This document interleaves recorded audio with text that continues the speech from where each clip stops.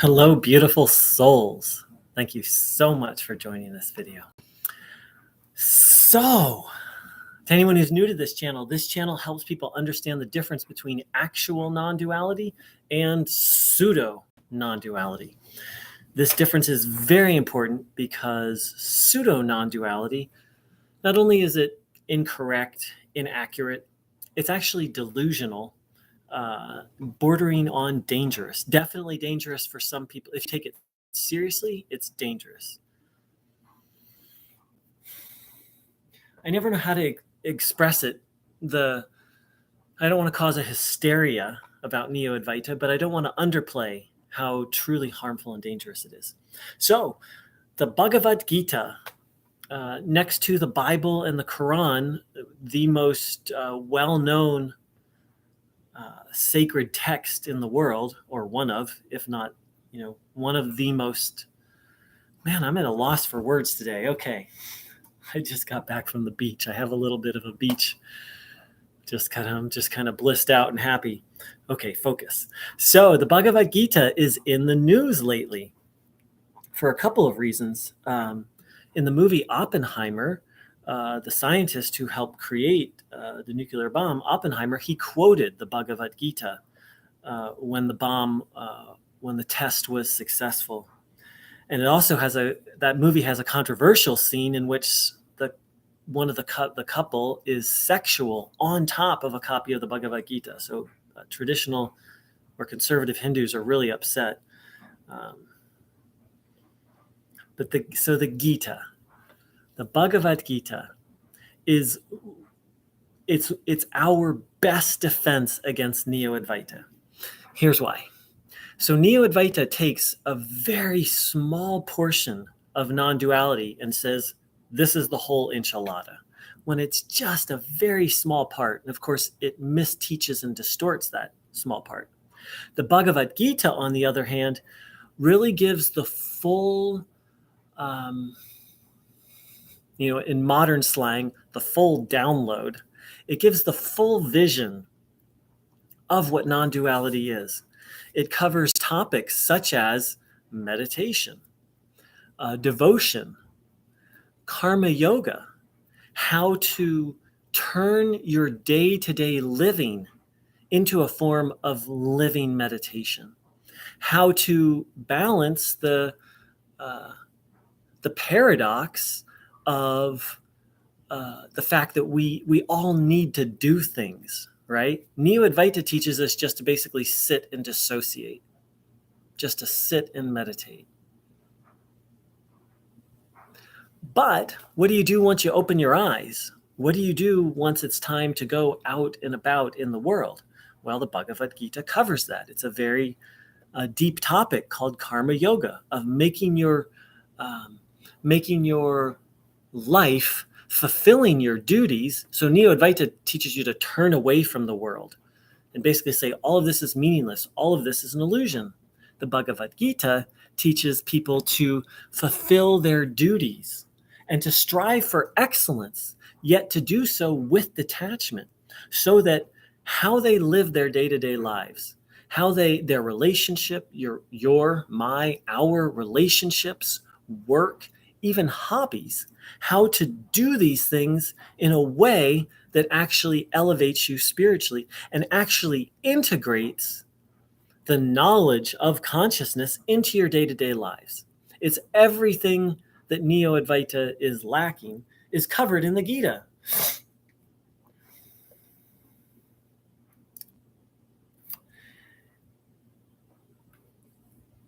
And so the setting of the Bhagavad Gita itself really, if we really just sit with the actual setting of the Gita, it all becomes clear how much nonsense Neo-Advaita is. So here's the setting of the Bhagavad Gita. There's been all this tension and conflict, and there's these two warring clans. And one of the clans has done some very despicable things. And so there's this huge battle that's about to happen. The Bhagavad Gita takes place right before the battle. And on on both. And part of what makes this such a tense situation is there are relatives on each side. Can you imagine? I mean, war, how intense is war? But to show up and across the enemy lines are like some of your beloved family members. I'll get to your comment in a second, Siddhartha. Thanks. How intense would that be? You've tried every diplomatic situation. And so the main character, Arjuna, says, I can't do this. Like, if I win, I kill my relatives. I refuse to fight. And so his companion, his wise teacher, and there's different interpretations. Krishna, we've all heard the name Krishna. He's the second. He's really the main character. He and Arjuna are the main characters in the Bhagavad Gita.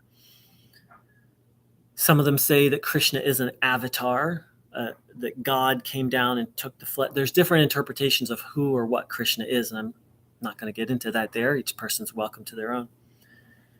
So if Krishna was a Neo-Advaita teacher, what would he do? He would say, it feels almost blasphemous to say, but imagine Krishna wasn't there and a Neo-Advaita teacher was there. And Arjuna's like, I'm not going to fight.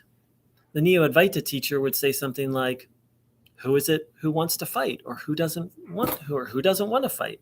Just inquire. Know yourself. There's nothing to do. You are consciousness. It doesn't matter whether you fight or not. It's all predetermined. It doesn't matter whether you fight or not. All of this is an illusion. Just be the self and let what happens happen, right? Like that's pretty much the full, or, fight or don't fight, just inquire. Like that's pretty much the entire Neo-Advaita teacher, which is kind of funny. I was able to express the entire Neo-Advaita teaching in about 30 seconds. That's what a Neo-Advaita teacher would say. But that's not what Krishna said, and that's not what Advaita Vedanta teaches. Krishna teaches that Arjuna, the person who doesn't want to fight, needs to do his duty. And as a warrior, he has a place in society that he needs to fulfill. And on top of that, wrongs have been done that need to be righted. And that's the duty of a warrior. So most of us are not soldiers or warriors, but we all have duties and responsibilities, whether they be as a spouse, as an employee, as a parent, so forth and so on.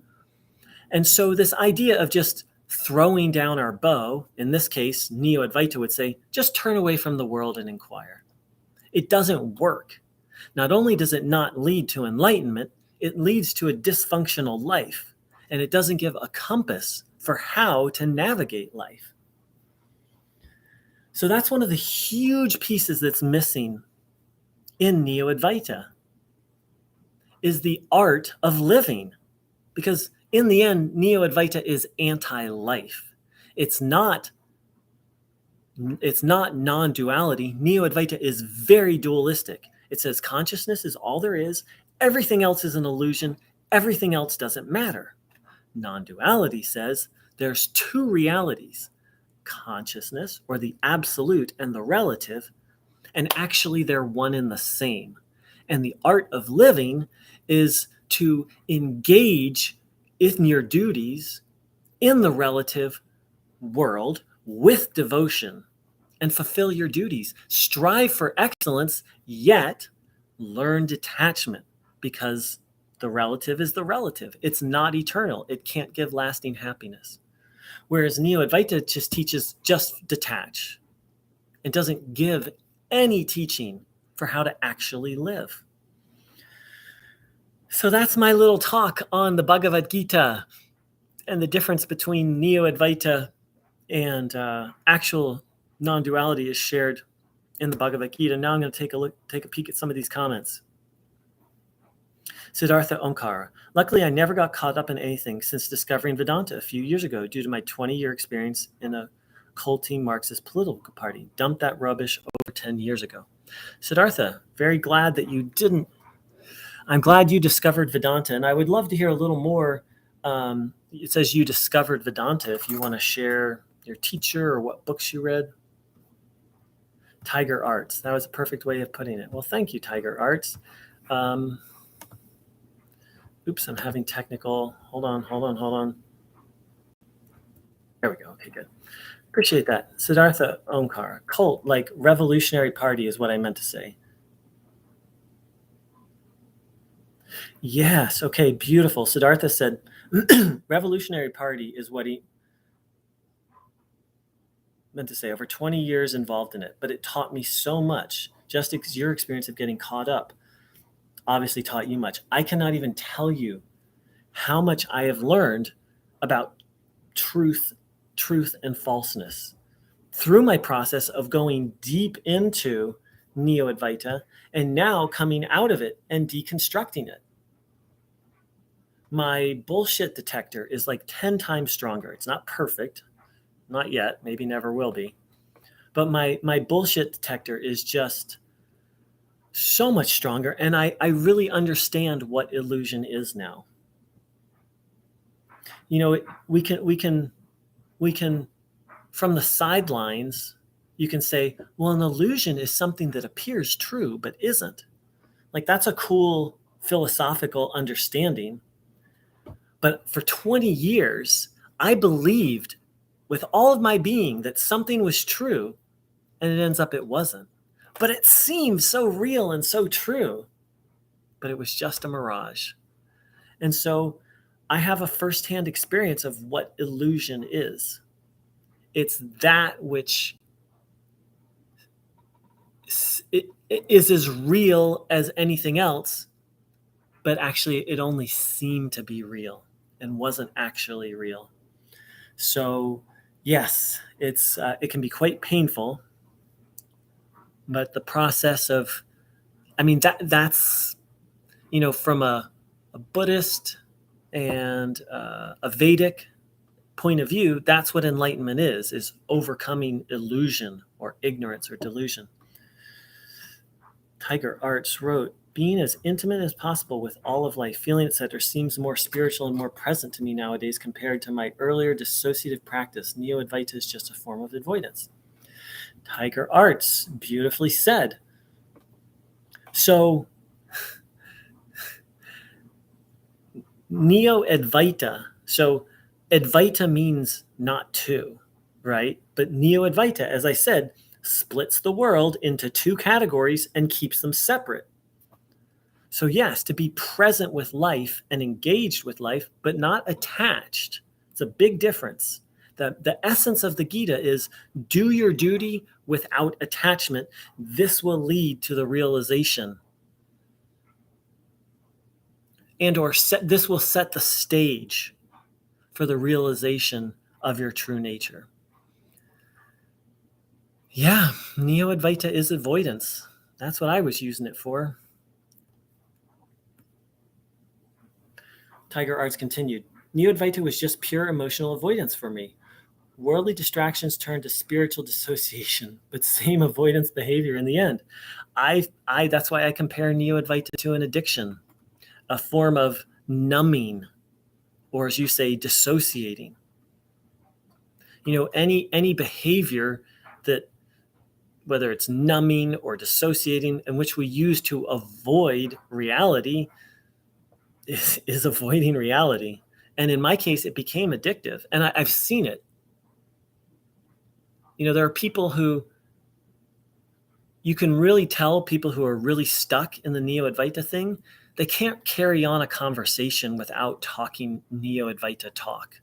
Like, that's when it gets really bad, when like they literally can't talk without constantly, because they're constantly thinking about it, because they haven't realized. So they spin the thoughts to try and continue to have the experience. And then it gets to the point where they have to even talk about it.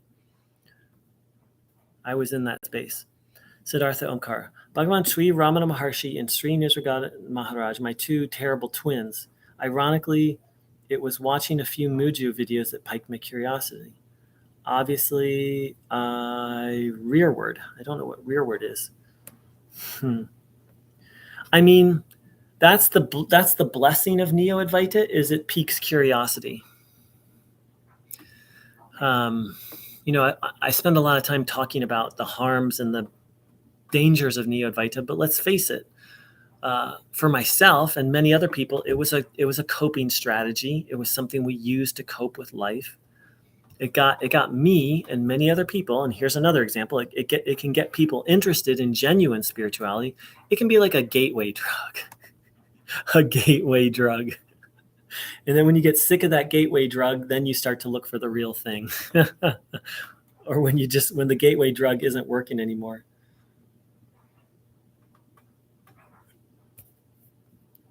Oh, okay. Nah, no problem, Siddhartha.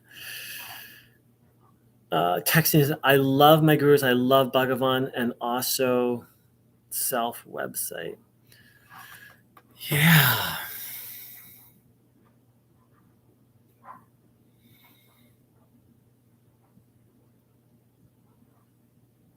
I mean, so through grace, I've started to associate with a traditional Advaita teacher, and it's not satsang. It's satsang. It's true satsang, but it's nothing like what Neo-Advaita teachers mean by satsang. So in the middle of satsang, it was on Zoom. This guy was talking about, we were talking about expectations and what's the dharmic. Dharma means righteous. That's a whole nother topic, but that's an integral part of true non-duality is dharma.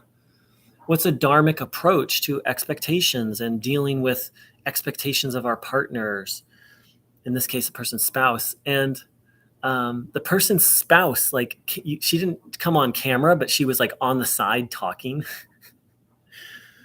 And so this Advaita guru, this Swami, like gave relationship advice, but it wasn't relationship advice. It was karma yoga advice applied to relationships. True non-duality is integral and holistic. It's about how to live life and realize consciousness. Because on the battlefield in the Gita, Krishna doesn't just teach Arjuna how to live. He teaches Arjuna how to realize the self while living.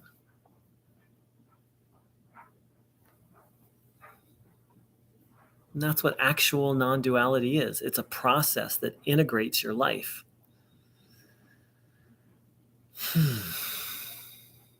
So thank you so much, everybody, for joining in. And it's actually, this is interesting.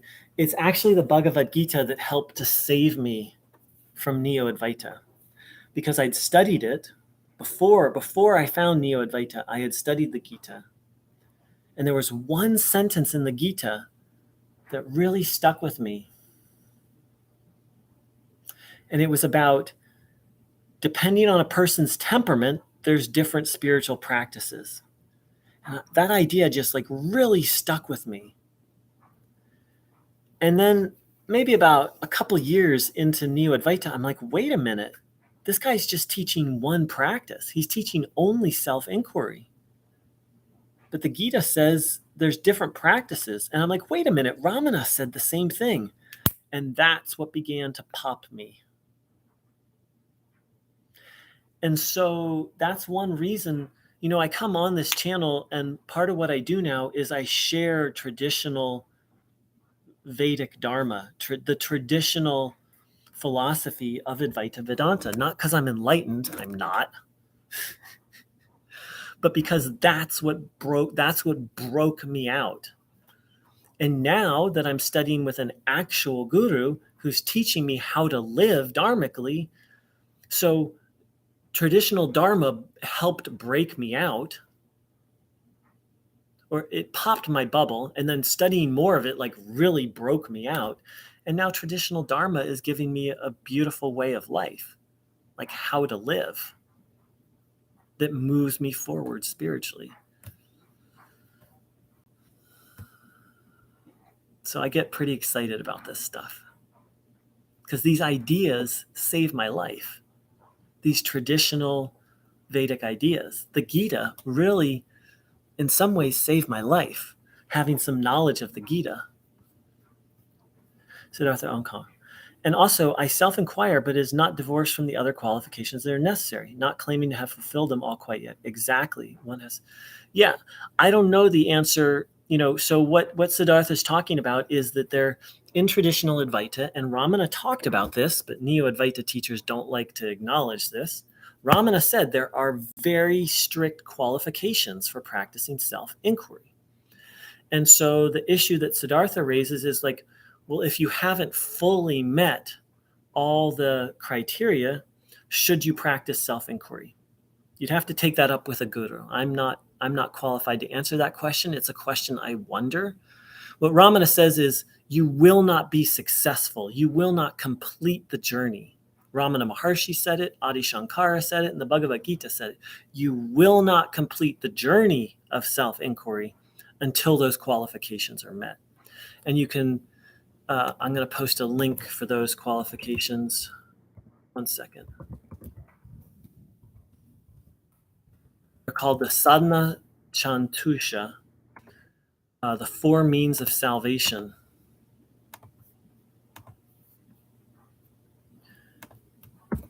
So whether to practice self-inquiry before you've met those, that's kind of between anyone and their teacher.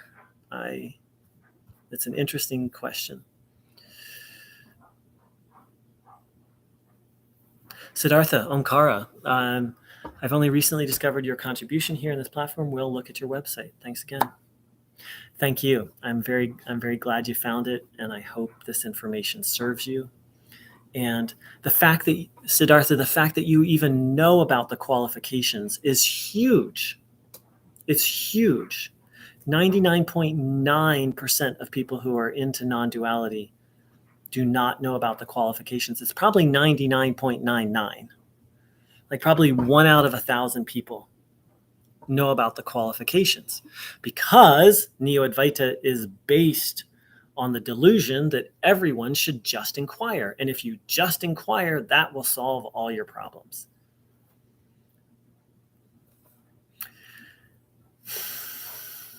All right, beautiful souls. Thank you so very much. I wish everyone a blessed day. Take care.